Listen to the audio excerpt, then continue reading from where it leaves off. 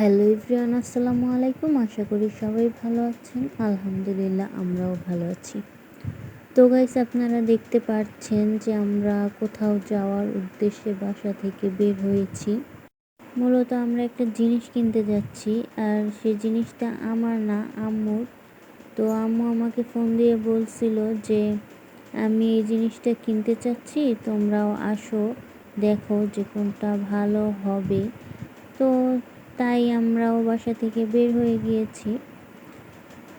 তো এই তো আমরা দোকানের কাছাকাছি চলে এসেছি, আর এই তো দোকানের ভিতরেও ঢুকে পড়েছি। তো আমরা এখানে অবশ্য ইলেকট্রিকের একটা জিনিস কিনবো। আর এই দোকানটাতে খুব একটা ইলেকট্রিকের জিনিস নেই, ফার্নিচারও তেমন বেশি নেই, মোটামুটি আছে। আর ইলেকট্রিকের জিনিস তো একদমই কম। তো এখন বলেই দেই যে আমরা মূলত কোন জিনিসটা কিনতে এসেছি। আমরা একটা মাল্টি কুকার কিনতে এসেছি, আর এই দোকানে একটাই মাত্র মাল্টি কুকার ছিল। তো এই তো স্ক্রিনে দেখতে পাচ্ছেন, এই মাল্টি কুকারটাই এই দোকানে ছিল। আর এই তো এখন দোকানদার ভাইয়াটা এই মাল্টি কুকারটা বের করছে।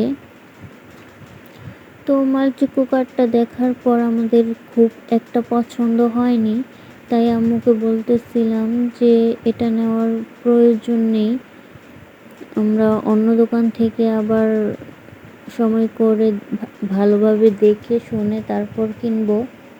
তো চলে আসুন। তো আম্মু আমাদের কথা শুনে বলল যে আচ্ছা ঠিক আছে, এটা নিব না। আর আমার ছেলেটা এখানে এসে যে এত পরিমাণের দুষ্টুমি করছিল, আপনারা একটু পরেই দেখতে পারবেন।